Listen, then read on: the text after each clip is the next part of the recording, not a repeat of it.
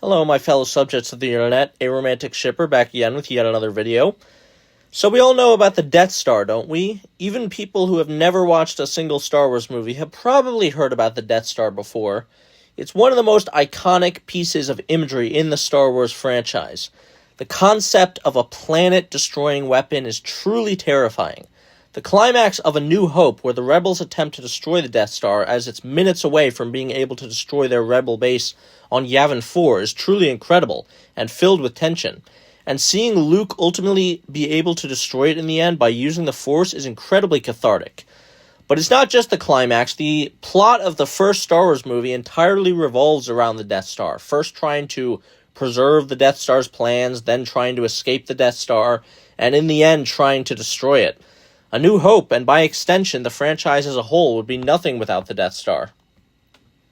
Yet, despite how iconic the Death Star already was, its importance to the story of Star Wars would become even greater as time would go on. We learn in the prequel trilogy that the Death Star plans existed even before the start of the Clone Wars, and that its construction had begun 2 whole decades before it was first used. Then in 2016, we got the film Rogue One, which is widely considered by many to be the best Star Wars movie that Disney has ever produced.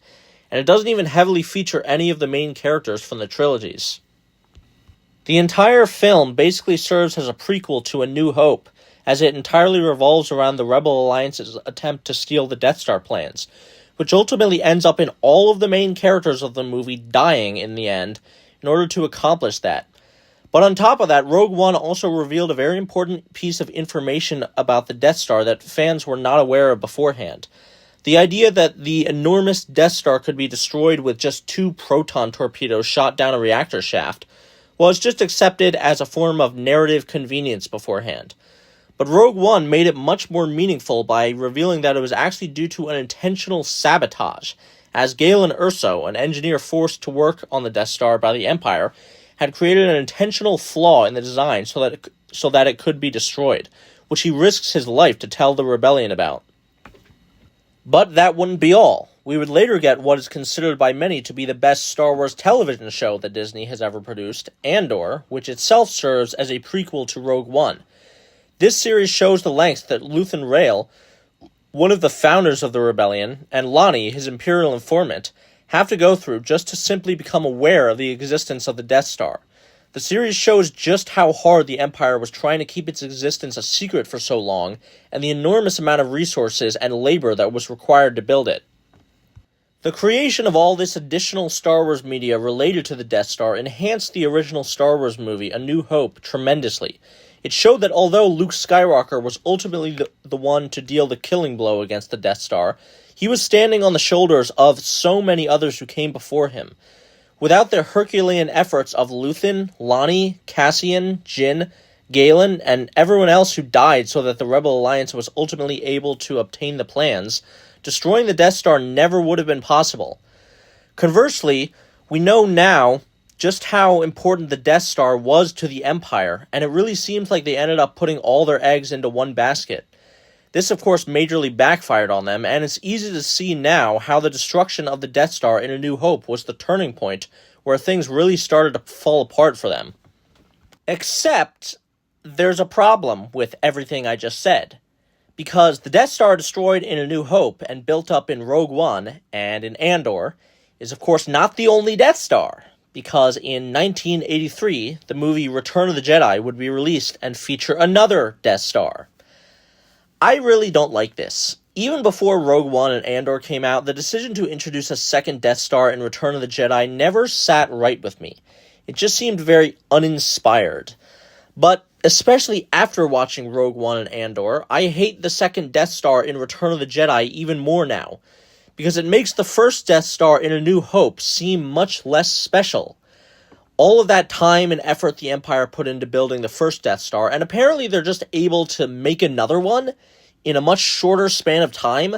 I mean, yeah, it's technically not finished, but it's still a fully armed and operational battle station. After all that effort the rebels made to destroy the first Death Star, and now they have to do it all over again, and the battle to destroy it is not as interesting or tension-filled the second time around, and it feels more contrived as well. I mean, after the shield on Endor was destroyed, the rebels are able to just fly into the reactor, which is completely exposed. I mean, what was Palpatine thinking here? At least with the first Death Star, the weakness would be impossible to find without stealing the plans, and it was later retconned to have that weakness as an intentional design flaw. But if Palpatine knew the rebels were coming, wouldn't he do a little bit more to try to keep the reactor core safe this time by just, I don't know, at least making sure that the opening to the reactor core was small enough so that a ship couldn't fly through it? And you know how I know the second Death Star is lame? Well, let me just ask you, where is all of the expanded universe content related to the second Death Star? Like I was talking about before, there is tons of Star Wars stuff that has been fleshed out for the first Death Star, and the Rebel quest to discover and destroy it, but we have never gotten anything like that about the second Death Star. All we have is Mon Mothma saying in the original movie, "Oh, many Bothans died to give us this information." Where's our Rogue One Bothans movie, huh? Well, of course it's probably never going to happen, because while the first Death Star feels important and legendary, the second Death Star feels like a lame afterthought. Actually, you could take the second Death Star out of the movie entirely, and the plot of Return of the Jedi wouldn't really have to change. The second Death Star doesn't even blow up any planets, it just destroys a few Rebel Alliance cruiser ships. Instead of a second Death Star, Mon Mothma could just say, "Emperor Palpatine has left Coruscant due to a series of assassination attempts, and our spies have determined his location. He's hiding out on a new Star Destroyer flagship encased in a shield produced by the base on the forest moon of Endor."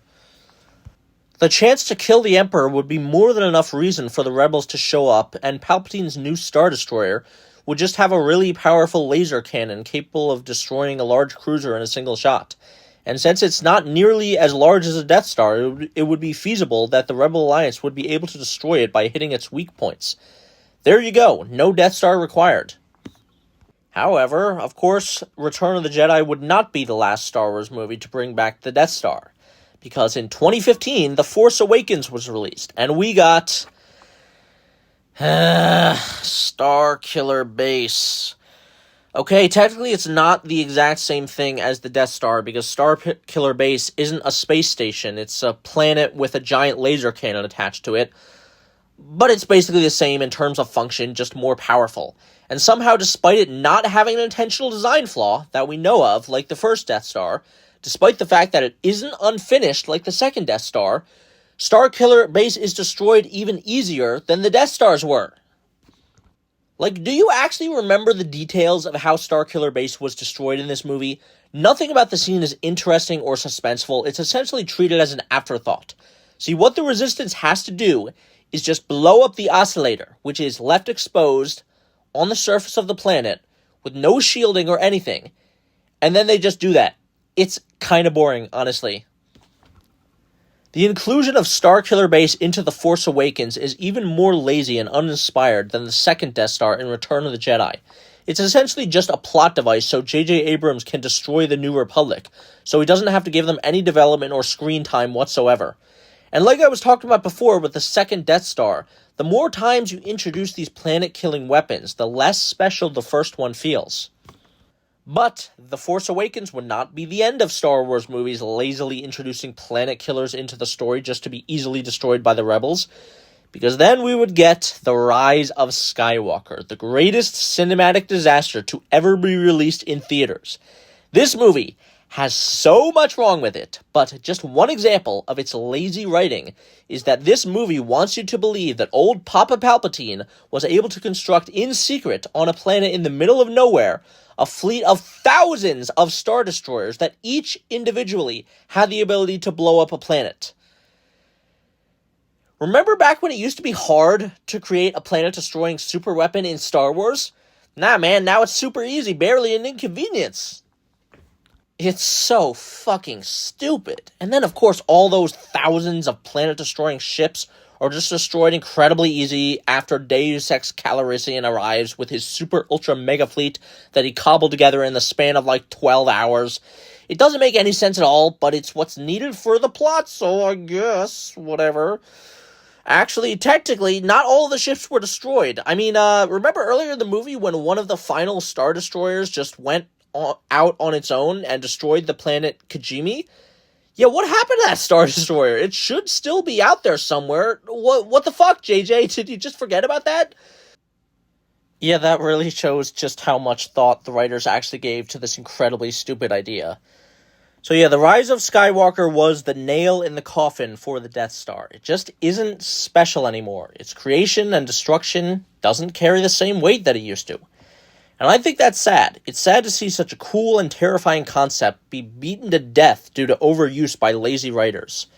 Anyway, that's all I have for you guys right now. Just a short video. Goodbye.